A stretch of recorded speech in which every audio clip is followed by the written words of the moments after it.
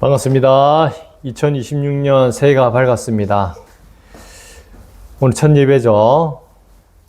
우리가 매년마다 새해를 맞이합니다.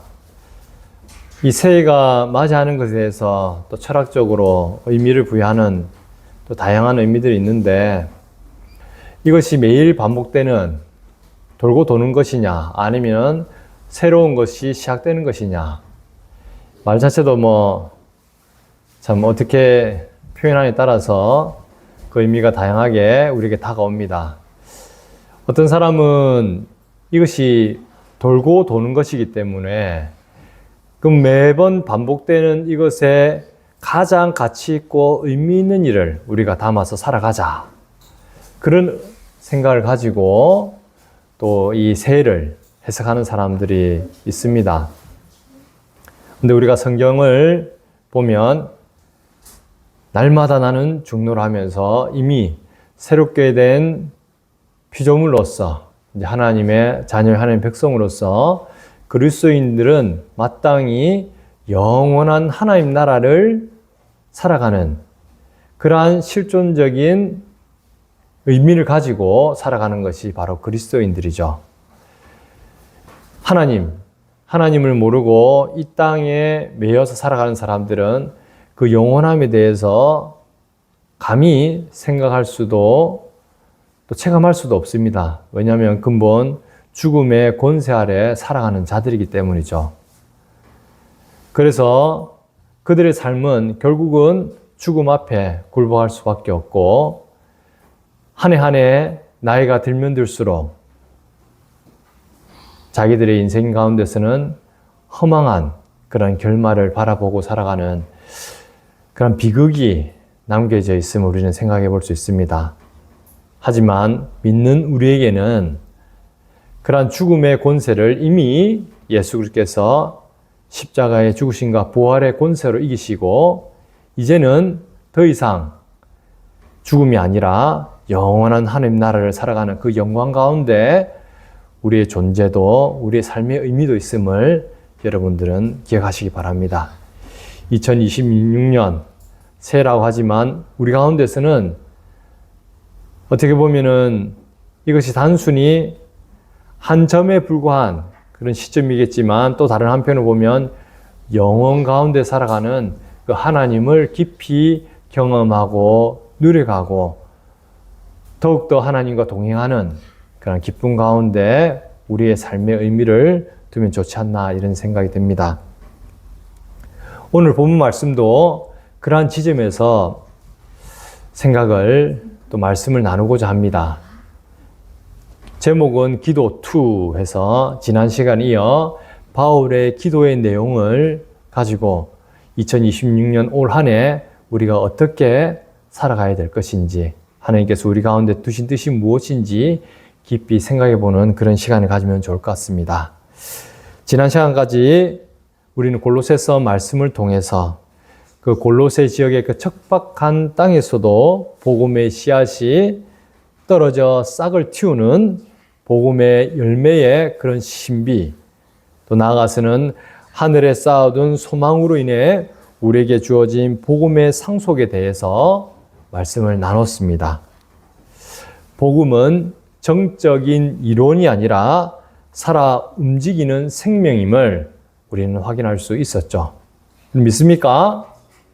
이 복음이라는 것은 단순히 관념이나 피상적으로 또는 글로써 남겨진 것이 아니라 말씀이 육신이 되신 예수 그리스도처럼 말씀이 생명이 되어서 우리 가운데 실체로서 드러나는 놀라운 능력을 가진 그런 하나님의 선물임을 여러분들은 기억하셔야 됩니다.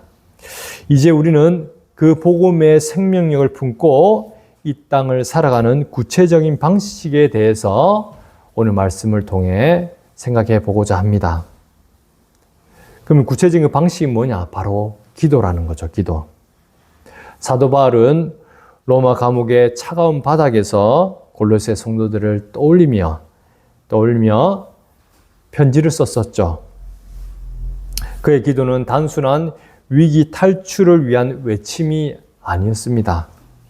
그것은 성도들이 하나님과 깊은 사랑과 인격적인 관계 속에서 호흡을 맞추며 걸어가는 거룩한 삶의 방식을 위한 설계도와 같았던 거죠.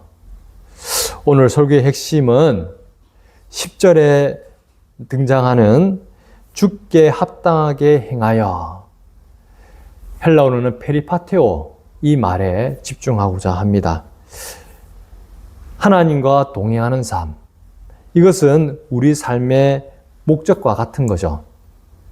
그리고 9절, 10절, 11절은 그 목적을 이루기 위한 기도의 내용이자 방법에 대한 것이라고 우리는 생각할 수 있습니다. 오늘 말씀을 통해 하나님과 깊은 사랑의 관계 속에 기쁨의 동행을 이루어가는 그러한 복된 또 말씀의 은혜가 우리 가운데 충만하기를 주의 이름으로 축원합니다. 사랑하는 여러분, 우리 한번 생각해 볼 필요가 있어요. 무엇을 생각해 보느냐? 2026년 새해를 들으면서도 그렇지만 우리가 평소 때 깊이 생각해야 될 것이 뭐냐면, 과연 신앙생활이란 무엇인가? 여러분은 신앙생활을 무엇이라고 생각하나요?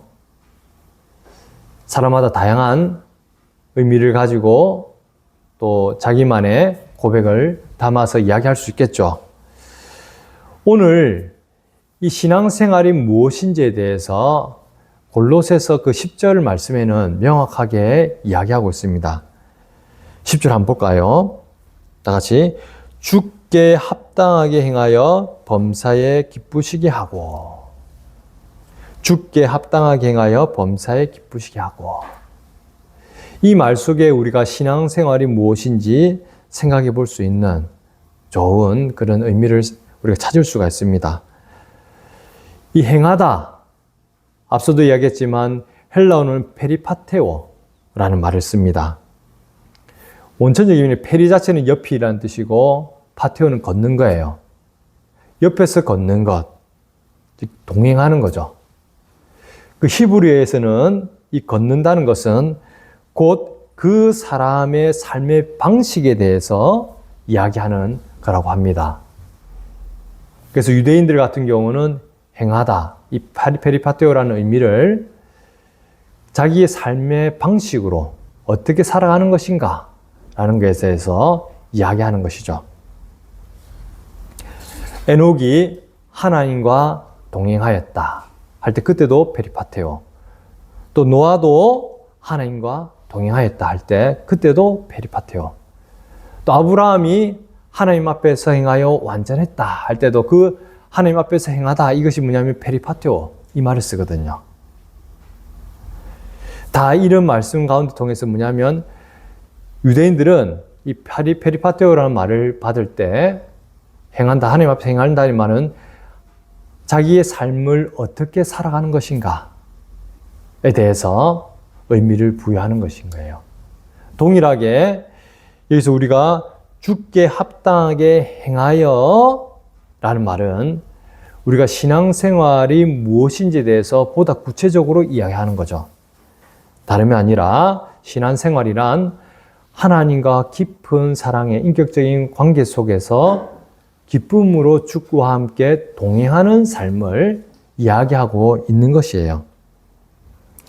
바울이 꿈꾸는 성도의 삶은 쫓기듯 달리는 그런 경주가 아니라 주님과 깊은 사랑의 관계 속에서 함께 걷는 거룩한 동행을 꿈꿨던 거죠. 그런데 우리는 그러면 어떻게 걸어야 되느냐? 거기에 대해서 이야기하는 것이 바로 합당하게라는 말입니다. 악시오스, 우리 지난 시간에 한번 나눴었죠. 이 악시오스라는 말은 상업적인 용어인데 저울의 균형을 맞추는 거예요. 저울의 균형을 맞추는 것.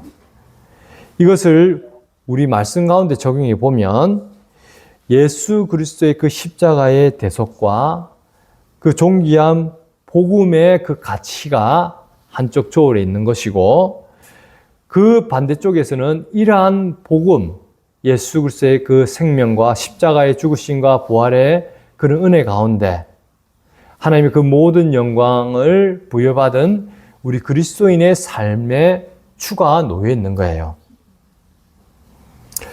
그럼 우리의 삶은 이런 복음의 가치, 예수님의 그 대속의 십자가의 사역과 부활의 권능, 그리고 하나님의 그 영화로운 가운데 있는 그 영광과 맞춰서 걸맞는 우리 그리스도인의 삶의 이추는 어떻게 균형을 맞출 수 있는 것인가?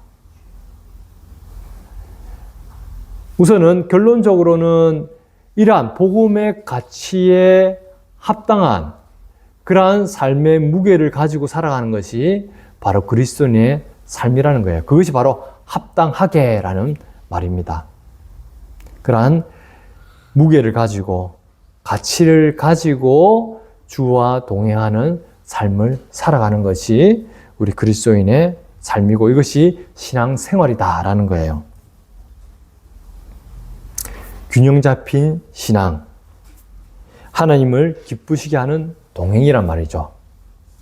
그렇다면 이토록 아름답고 가치 있는 동행을 지속하기 위해서 우리는 무엇을 기도해야 하는가? 이것이 오늘 말씀을 통해서 우리는 생각해 보고자 합니다. 그리고 2026년 한 해 이러한 기도로 우리 삶이 풍성해지기를 원하는 거죠. 바울은 세 가지 영적 자원을 기도로 요청하고 있어요. 그 첫 번째가 무엇이냐면 9절에서 나오는 것처럼 하나님의 뜻을 아는 지식에 관한 것인 거예요. 우리 다 같이 9절 한번 읽어볼까요? 이로써 우리도 듣던 날부터 너희를 위하여 기도하기를 그치지 아니하고 구하노니 너희로 하여금 모든 신령한 지혜와 총명에 하나님의 뜻을 아는 것으로 채우게 하시고 모든 신령한 지혜와 총명에 하나님의 뜻을 아는 것으로 채우게 하시고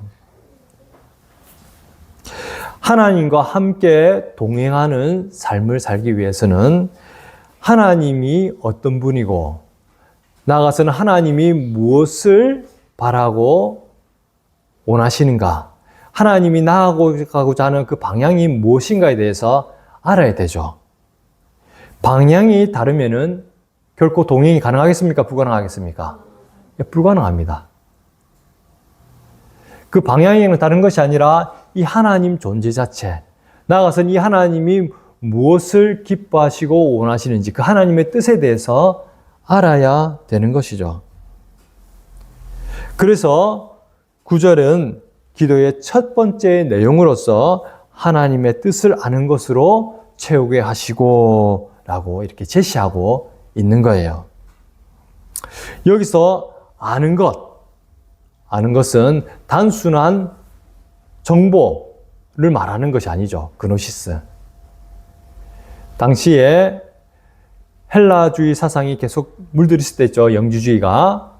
거기는 아주 자기들만의 알게 되는 그 특별한 지식에 대해서 이야기했어요.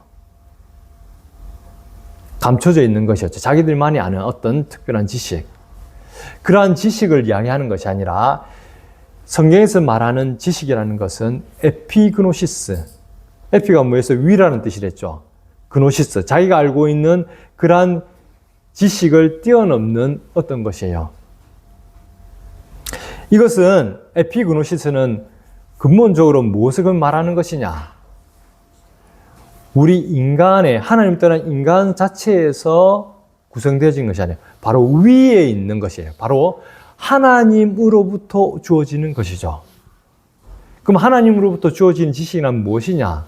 근본적으로 하나님과 깊은 사랑의 관계 속에서 완전하고 체험적이고 관계적인 지식에 대해서 이야기를 하고 있는 거예요.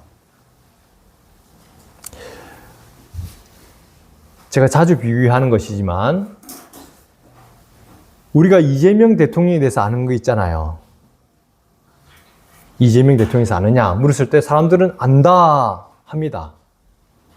표면적으로 드러나는 것은 아죠. 그런데 에피그노시스는 단순히 이런 지식을 이야기하는 것이 아니라 김혜경 여사, 그 아내 되는 김혜경 여사가 이재명 대통령을 알고 있는 그 깊은 한 부부로서 깊은 사랑의 관계 속에서 알고 있는 그 지식에 대해서 이야기하고 있는 거죠. 히브리에서는 이것을 야다라는 말을 쓴댔죠. 하나님은 지시할 때 야다. 그래서 부부 관계에서 주어지는 그 부부 관계를 비유할 때 또 야다라는 말을 쓰거든요. 관계적으로 깊은 사랑의 관계 속에서 아는 그러한 지식이 여기서 말하는 에피그노시스라는 거예요. 하나님을 안다고 할 때도 하나님과 깊은 사랑의 관계가 아니고서는 결코 알 수 없는 것이죠. 그리고 이 깊은 사랑의 관계는 항상 무엇을 수반하느냐? 기본적으로 믿음과 함께 가는 단어라고 했죠. 하나님을 아는 것이 깊어지고 자라간다는 말은 항상 병이 되는 것이 바로 믿음과 항상 같이 가는 겁니다. 믿음 없는 에피그노시스는 없는 거예요. 이것은 단순히 이성적으로 우리 인간의 그런 합리성 또는 사변적으로 알 수 있는 것이 아니란 말이죠. 기본적으로 하나님을 믿는 그 믿음 가운데 깊은 사랑의 인격적인 관계 속에서 주어지는 그 지식, 그것이 바로 에피그노시스라는 단어예요. 그래서 하나님 뜻을 아는 것으로 체육할 때는 이러한 지식에 대해서 이야기를 하고 있는 것이죠. 개혁주의 신학은 언제나 지성과 경건을 분리하지 않습니다. 뭐라고요? 지성과 경건을 분리하지 않는다. 이 지성과 경건을 분리하지 않는다는 말은 이 지성이라는 것은 항상 우리 삶의 실체로서 드러난다는 거죠. 하나님의 깊은 사랑의 관계 속에서 말씀이 육신이 된 예수 그리스도처럼 말씀이 우리의 생명이 되어서 실체적으로 하나님을 깊이 알아간다는 말인 거예요. 벨직 신앙고백서 제7조에는 이렇게 고백합니다. 우리는 이 성경이 하나님의 뜻을 충분히 포함하고 있으며 사람이 구원을 얻기 위하여 믿어야 할 그 모든 것을 그 속에서 충분히 가르치고 있음을 믿습니다. 그러므로 우리는 기도를 해야 합니다. 어떻게 해요? 주여 내 생각과 고집대로 걷지 않게 하시고 말씀이라는 나침반을 통해서 당신의 뜻을 깊이 알고 믿게 하옵소서. 신령한 지혜와 총명은 내가 원하는 길을 간 도구가 아니라 하나님이 원하시는 길을 비추는 빛과 같은 거예요. 하나님 아는 지식이라는 것은 뭐라고요? 신령한 지혜와 총명으로부터 우리가 알게 되는데 그 신령한 지혜와 총명이라는 것은 뭐랬어요? 성령 하나님께서 우리에게 밝게 비춰주시는 하나님이 원하시는 길을 비춰주시는 그런 빛과 같은 거예요. 이 지식이 채워질 때 우리는 비로소 주님과 같은 방향으로 발을 뗄 수가 있는 거죠. 하나님과 같은 동행하는, 하나님과 같이 동행하는 그러한 삶을 살아갈 수 있다는 거죠. 그리고 두 번째로 무엇을 말하고 있느냐? 11절을 다 같이 보도록 하겠습니다. 11절. 우리가 어떻게 기도해야 되는지 11절 보면 그의 영광의 힘을 따라 모든 능력으로 능하게 하시며 기쁨으로 모든 견딘과 오래 참음에 이르게 하시고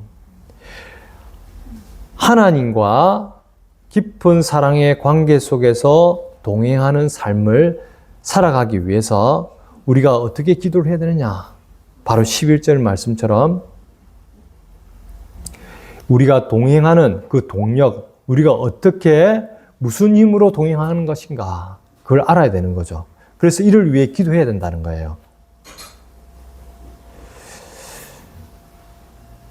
여기 말하는 것처럼 우리가 이런 주와 동행하는 삶을 산다. 단순히 우리의 힘과 능력, 우리의 의지로 살아갈 수 있는 것이 아니란 거예요. 여기 보면 그의 영광의 힘을 따라 모든 능력으로 능하게 하시며 라고 되어 있거든요. 하나님과 동행하는 삶의 그 동력이 이 말씀 속에서는 결코 우리에게 초점이 놓여진 게 아니에요. 우리가 어떤 힘으로 주와 동행하는 삶을 살아갈 것인가? 그것은 그의, 즉 하나님의 영광의 힘을 따라 거기로부터 주어지는 모든 능력으로 능하게 함으로써, 근데 그냥 능한 게 아니라 기쁨으로 모든 견딘과 오래 참음에 이르게 하시고 라고 되어 있거든요. 여기서 모든 견딘과 오래 참음, 이 말이 나온다는 것은 뭔가요? 우리가 모든 견딘과 오래 참음이 뒤따르는 삶을 살아간다는 거예요. 근데 이 오래 참음과 모든 견딤이라는 것은 우리의 힘으로 가능한 것이 아니라 그의 영광의 힘을 따라 하나님께서 주시는 하나님의 그 모든 능력으로 능하게 될 때 우리가 모든 견딤과 오래 참음에 이룰 수 있는 것이고, 그로써 우리가 주와 깊은 사랑의 관계 속에 동행하는 삶을 살아가게 된다는 거죠. 그러면 우리가 모든 견딤과 오래 참음에 이른다는 삶이란 것은 녹록지 않은 삶을 이야기하고 있는 거예요. 주님과 걷는 길이 단순히 꽃길을 이야기하고 있는 게 아니라는 거죠. 이 세상에서 성공하고 이름을 높이고 하는 일마다 대단한 업적을 남기고 뭔가 있어 보이고 사람들에게 자랑할 만한, 나에게서 무슨 자랑할 만한 것이 주어지는 휘황찬란한 그런 인생을 이야기하고 있는 것이 아니라는 거죠. 오히려 이 골로새 교회가 처했던 상황처럼, 어땠어요? 거기는 헬라주의 사상뿐만 아니라 유대주의와 온갖 신비주의 사상들, 그러면서 복음을 위협하는 다양한 그런 가시덤불 같은 상황, 또 나아가서는 로마의 핍박을 늘 받을 수밖에 없었던 그런 자갈밭길 같은 그러한 현실이 골로새 교회의 상황이었다면 우리도 동일한 거죠. 예수 그리스도를 믿고 살아간다는 것은 뭔가 이 세상 속에서 보여지기에 좋은 휘황찬란한 그런 삶이 아니라 오히려 예수 그리스도를 믿는 것이기 때문에 나의 것을 포기해야 되고 십자가의 길을 걸을 수밖에 없는, 로마의 핍박이 있었던 것처럼 오늘 또한 자갈밭길 또는 가시덤불이 있는 그러한 삶을 살아가는 것이 우리 그리스도인의 삶이라는 거예요. 녹록지 않은 삶이라는 거죠. 이 세상에서 추구하고 이 세상에서 요구하고 이 세상에서 자랑하는 그런 삶은 그리스도인의 삶과 거리가 멀기 때문이죠. 하나님과 동행하는 삶이라는 것은 궁극적으로 하나님 나라를 살아가는 것이고 하나님의 통치를 받는 것인데, 이 세상은 하나님을 대적하는 그러한 삶을 추구한단 말이에요. 돈이 우상이 되고 사람의 권력과 명예와 어떤 세력이 자기들의 자랑이 되는 것이 이 세상이죠. 다른 사람들과 무한 경쟁하여서 짓밟고 올라가야 되는 것이 이 세상이 말하는 성공이고 잘 사는 거예요. 하지만 그리스도인의 삶은 예수님이 그랬던 것처럼 오히려 자기의 생명을, 자기의 목숨을 십자가에 내놓고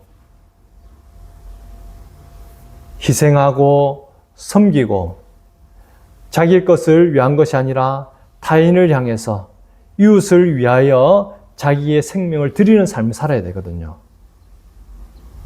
결이 완전히 다르죠. 그리고 세상에서는 위의 자리에 올라가야 되면 오히려 성경은 어떻게 해요? 가장 낮은 자리에 임하는 자리가 가장 큰 자라고 이야기하고 있거든요. 예수님이 병든 자를 고치러 이 땅에 오셨던 것처럼 건강한 자를 위해서 사는 사람이 아니라 가난하고 억누린 자들을 위해 살아가는 것이 바로 그리스도인의 삶이고, 윗자리에 앉는 것이 아니라 가장 낮은 자리에서 섬기는 자리가 하나님 기뻐하는 그런 자리이기 때문에 우리 그리스도인이 살아간다는 것은 녹록지가 않습니다. 맨정신으로 우리의 힘으로 감당할 수 없는 삶이죠. 이러한 삶을 누구보다도 바울은 잘 알았던 거예요. 하나님이 우리를 누구보다 잘 아시는 것처럼. 그렇기 때문에 바울은 그의 영광의 힘을 따라 모든 능력으로 능하게 하시며,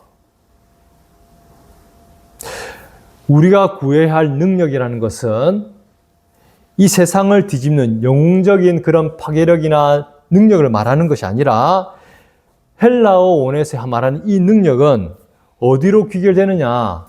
앞서도 얘기했지만 모든 견딤과 오래 참음으로 귀결되게 되어 있어요.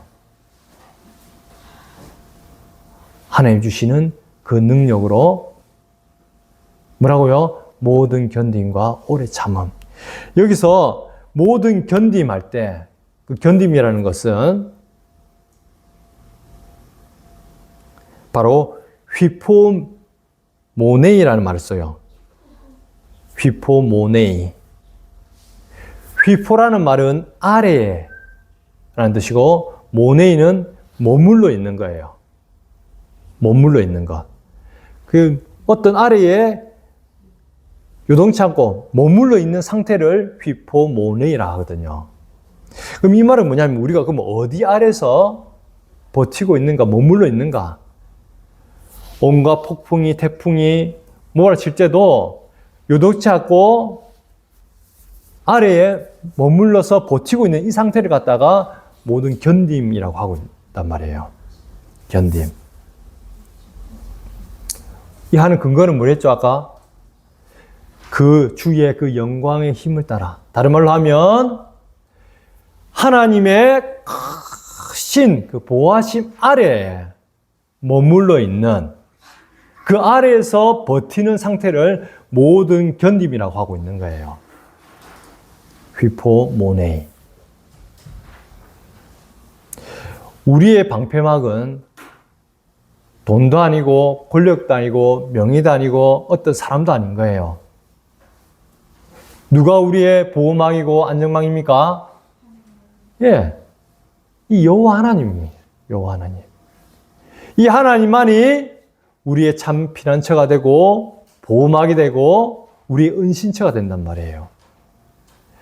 이 여호와 하나님 아래에 머물러서 견디는 그 상태를 이야기하고 있는 거예요. 그럼 이거는 어떻게 가능하다고요? 그 영광의 힘을 따라, 그 영광의 힘을 따라 모든 능력으로 능하게 하시는 하나님 은혜에 의해서 이게 가능하다는 거죠. 또 나아가서는 이 오래 참다. 마크로시미아라는 말을 쓰는데, 마크로시미아. 오래 참는다라는 것은 사람을 향해서 분노를 터뜨리지 않고 마음을 길게 갖는, 또 그 상황도 마찬가지죠. 사람이나 상황이나 단순히 우리 인간의 관점에서 올라오는 그런 분하고 억울하고 이런 상황을 계속 지니고 있는 것이 아니라, 이런 것조차도 어찌할 수 없는 그런 하나님의 그 평안 가운데 머물러 있는 거예요. 오래 참는다는 것은 하늘의 그 평안이, 하늘의 그 위로가 임할 때 불공정하고 부정의하고 부패가 난무하는 여러 가지 우리를 마음과 우리의 삶을 힘들게 하는 이 모든 상황 가운데서도 오히려 하늘로부터 주어지는 그 위로와 평안을 누려가는 그러한 상황에 대해서 오래 참음이라고 이야기하고 있는 거죠. 이것은 인간의 의지로는 불가능합니다. 오직 위로부터 주어지는 하나님의 그 권능이 임할 때만 가능한 거죠. 능하게 하신다. 능하게 하신다. 이것은 헬라 문법적으로 보면 현재 수동태 분사예요. 현재 수동태 분사. 내가 스스로 능할 수 있는 것이 아니라 능해지는 거예요. 수동태로서. 내 힘으로 강해지는 것이 아니고 하나님에 의해서 지속적으로 공급받는 힘을 이야기하고 있는 거죠. 하나님은 단순히 한순간만 딱 주는 게 아닙니다. 하나님은 영원 가운데 우리를 잠도 자지 않으시고 눈동자같이 우리를 지키시고 그때에 합당한 은혜와 능력을 베푸셔서 지속적으로 이 모든 상황 가운데 머물러 있는 하나님 가운데 하나님의 그 은혜로 감당할 수 있는 그 힘을 받는다는 거예요. 하나님 나라의 백성은 내 능력이 아니라 바로 위로부터 주어지는, 하나님으로부터 주어지는 크라토스, 이건 통치적 권능인데 그 하나 위로부터 주어지는 그러한 권능으로 살아가는 자들이 바로 그리스도인이라는 거죠. 도르토 신조 제5장 성도의 견인 제3주에는 이렇게 말씀하고 있습니다. 하나님께서는 신실하시며 자비하시기 때문에 죄의 잔재가 있음에도 불구하고 성령으로 그들을 굳건하게 하시며 끝까지 강력하게 보존하신다. 하나님께서는 신실하시며 자비하시기 때문에 죄의 잔재가 있음에도 불구하고 우리는 여전히 연약하고 부족하고 죄성이 남아있음에도 불구하고 성령께서 우리를 굳건하게 붙드셔서 끝까지 강력하게 보존하신다. 이것이 바로 성도의 견인인 거예요. 하나님께서 반드시 우리를 구원에 이르게 하시는 하나님의 놀라운 은혜를 이야기하고 있는 것이죠. 그것이 오늘 말씀에 따라 그 영광의 능력에 따라서 이 영광의 힘을 따라서 모든 능력으로 능하게 하신다라는 이 말에 이 모든 게 담겨 있는 거예요. 그리고 그 오래 참음과 모든 견딤이 그냥 이루어진 것이 아니라 어떻게 해요? 기쁨으로. 예수님이 그 십자가의 길을 갔을 때 단순히 힘들만 있는 것이 아니죠. 그 부활의 영광을 바라보며 하늘의 그 모든 영화로움을 바라보며 기쁨 가운데 오히려 넉넉히 모든 견딤과 오래 참음을 능하게 할 수 있는 그러한 상태에 이른다는 거예요. 우리가 기도할 때 하나님은 우리를 슈퍼맨으로 만들지 않습니다. 오히려 기도해보면 기도할수록 우리는 더욱더 엎드려질 수밖에 없는 우리의 연약함과 우리의 제약됨을 하나님 앞에 고백할 수밖에 없죠. 하지만 그 어떤 폭풍우 속에서도 주님의 손 꼭 잡고 한 걸음 내딛는 견고한 그리스도인으로서 그 순례의 길을 걷는 순례자로서 우리를 붙드시는 그런 은혜를 경험하게 되는 거죠.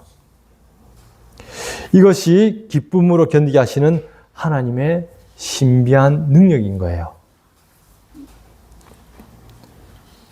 그리고 마지막으로 세 번째로 무엇을 위해 기도하느냐? 어떻게 우리가 이러한 하나님과 기쁜 사랑의 관계 속에서 주와 동행하는 삶을 살도록 하는가? 우리가 무엇을 위해 기도해야 되는가?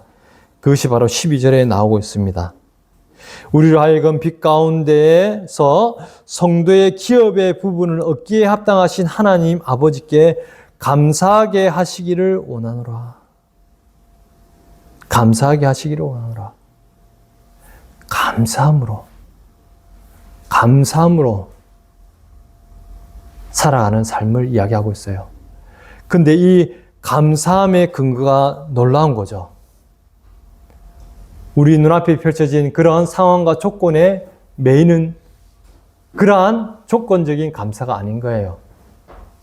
이 절대적인 감사를 이야기하고 있죠.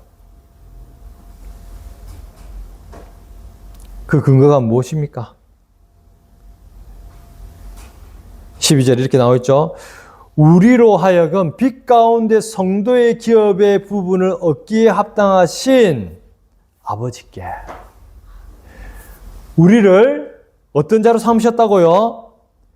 성도의 기업을 얻기에 합당한 자로 하나님께서 삼으셨다라고 이야기하고 있어요.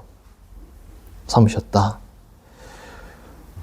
우리는 앞서 이야기했지만 주와 하나님과 동행한 삶을 어떻게 합당하게 행한댔죠. 합당하게. 악시오스란 말을 썼어요. 저울의 추를, 이 복음의 가치, 그 십자가의 대속의 은혜, 부활의 권능, 하늘의 그 영화로움, 이러한 추와 견주어서 균형을 맞추는 우리 그리스도인의 삶을 살아가도록 해야 되는 것이 우리의 삶 모습인데, 이러한 삶을 위해서 우리 당연히 노력해야 되죠. 하지만 놀라운 것은 뭐냐면은 이미 하나님은 우리를 이러한 복음의 가치에 합당한 자로 삼으셨다는 거예요. 우리가 뭔가를 잘해서 그런 것이 아니라 이미 하나님의 그 선하신 뜻 가운데 이 복음의 가치와 이 무게에 합당한 삶을, 주와 동행하는 삶에 합당한 자로서 우리를 이미 삼으셨다라고 지금은 말씀하고 있는 거예요. 놀랍지 않습니까? 이것 또한 뭐냐면 합당하게 하다. 합당하게 하다의 그 수동태형으로 주어지는데 히카노라는 말을 쓰는데 합당하게 만드셨다. 이 어쨌든 합당하게 하다의 수동태, 즉 합당하게 되었다라는 거예요. 하나님께서 우리를 그 하나님 나라의 유업을 잇는 자로, 그에 합당한 자로 우리를 삼으셨다는 것을 이미 전제로 이야기하고 있는 거예요. 이 기업이라는 말,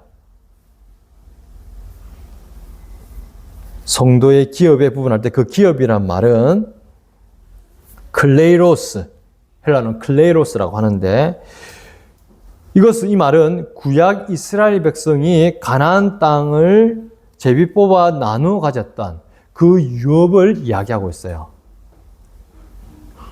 이스라엘 백성들이 가나안 땅에 들어갔을 때 제비 뽑아서 자기 땅을 취했잖아요. 하나님 나라를 의미하고 있는 그 가나안 땅을 제비 뽑아서 이 땅은 누구 지파, 이 땅은 누구 지파 이렇게 해서 나눴지 않습니까? 그때 자기 그 땅의 그 유업들을 이 클레이로스라는 말을 쓰거든요. 기업이라는 말을 쓰는데 동일한 거죠. 이 하나님 나라를 기업으로 받기에 합당한 자로 우리를 여기셨다는 거예요. 이제 우리는 예수 그리스도 안에서 하나님 나라의 유업을 받았다는 것을 선포하고 있는 말씀인 거죠. 하나님 나라를 너희는 이미 상속받은 자다. 너희는 하나님의 상속자다. 라고 이야기하고 있는 거예요. 놀랍지 않습니까? 이런 하나님의 상속자로 우리가 되어진 것은 우리의 공력 하나도 없죠. 전적으로 하나님의 은혜로 인한 거예요. 하나님 전적인 으로 하나님 은혜로 해서.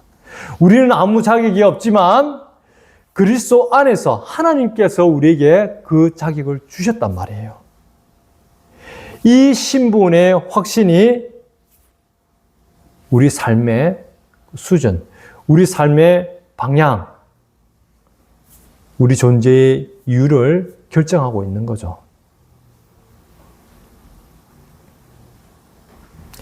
우리는 이미 하나님과 동행하기에 부족함이 없는 하나님의 상속자로 하나님께서 그 자격을 이미 주셨다라는 것을 믿어야 되는 거죠. 또 이를 때문에 어떻게 한다고요? 그러한 자기 때문에 하나님의 상속자로 이미 선언된, 선포된 자이기 때문에 우리가 할 수 있는 것은 무엇일까요? 감사함인 거예요, 감사함. 다른 그 어떤 상황과 조건에 의해서 그런 것이 아니라 이미 하나님 나라를 유업으로 받은 자기 때문에 더 이상 우리가 바랄 수 있는 게 있겠습니까? 아무 자격도 아무 공로도 없는 우리에게 하나님께서는 하나님 나라 유업을 있는 자로 합당하게 이미 여기셨고 이미 그러한 삶을, 그 생명을 우리에게 주셨단 말이에요. 그래서 주와 동행하는 삶은 항상 뭐라고요? 이 감사하는 삶으로서, 감사함으로써 우리 가운데 표현이 되는 거죠. 하이델베르그 요리문답 86문은 우리가 왜 선을 행해야 하는지 명쾌하게 답하고 있습니다. 그리스도께서 그의 피로 우리를 구속하셨고 우리가 모든 행실로서 하나님 은혜에 감사하고 하나님께서 우리를 통해 찬양받으시기 위함입니다. 우리의 페리파테오, 즉 하나님과 동행하는 삶은 의무감의 행진이 아닙니다. 의무감이 아니죠. 억지로 가는 게 아니란 거예요. 하나님과 동행하는 삶이. 하나님과 동행한다는 것 자체는 뭐예요? 엄청난 기쁨 가운데 잔치와도 같은 그런 환희와 감사가 넘쳐나는 그런 놀라운 은혜의 삶이라는 거예요. 나 같은 죄인을 빛의 나라로 옮기셨고 이미 그러한 하나님 나라의 상속자로 삼으신 그 하나님의 사랑에 대한 감사의 춤을 추는 그러한 삶이라는 거예요. 사랑하는 성도 여러분, 오늘 말씀을 예수 그리스도의 십자가 앞에서 한번 비춰봄으로써 마무리하고자 합니다. 예수님은 이 땅에 오셔서 하나님의 뜻을 완벽하게 아셨고 거기서 끝나는 것이 아니라 십자가의 고난을 기쁨으로 오래 참으셨죠. 그 결과 우리를 어둠에서 건져 빛의 나라 백성으로 하나님의 상속자로 자격 있게 하셨던 거죠. 그러므로 우리는 이제 바뀌어야 되는 거예요. 올해 2026년 한 해를 살아갈 때도 우리가 어떻게 살아야 될 것인가? 이런 우리의 그런 신분에 합당하게 맞게 하나님 앞에 합당하게 행하는, 합당하게 동행하는 이 복음의 가치와 균형을 맞출 만큼 하나님 복음의 그 무게와 균형을 맞추는 그에 걸맞는 그리스도인의 삶으로서 우리가 살아가도록 기도하며 나아가야 되는 것이죠. 우리가 이렇게 기도합시다. 단순히 무엇을 달라는 기도를 넘어서 어떻게 주님과 함께 걸을 것인가. 이에 대해서 우리는 기도해야 된다는 거죠. 구체적으로 하나님과는 더 많은 지식을, 하나님을 더 존재 자체로 알고 깊이 경험하고 우리 믿음 가운데 자라기 위해서 이렇게 기도합시다. 주님, 바쁜 일상 속에서도 말씀을 펼쳐 주님의 마음을 읽어내는 그런 아는 지식과 믿음을 허락하여 주옵소서. 또 나아가서는 주님, 내 힘으로는 참을 수 없는 상황과 사람 앞에서도 위로부터 오는 능력으로 오래 참음과 모든 견딘과 기쁨을 선택하게 하옵소서. 아울러서 주님, 내가 자격 없는 자임에도 불구하고 이제는 하나님 나라를 상속받는 하나님의 상속자로서 의무감이 아니라 벅찬 감사의 마음으로 오늘을 살아가게 하옵소서. 이렇게 우리가 기도할 수 있어야 되는 거죠. 어둠이 짙어가는 세상입니다. 그러나 빛의 상속자인 우리는 기도를 호흡 삼아 주님과 깊은 사랑의 관계 속에 주와 동행하는 삶을 살아갑시다. 그 거룩하고 아름다운 주와의 동행 가운데 우리의 가정과 일터에서 복음의 향기로 피어나기를 주님으로 축원합니다. 기도하겠습니다.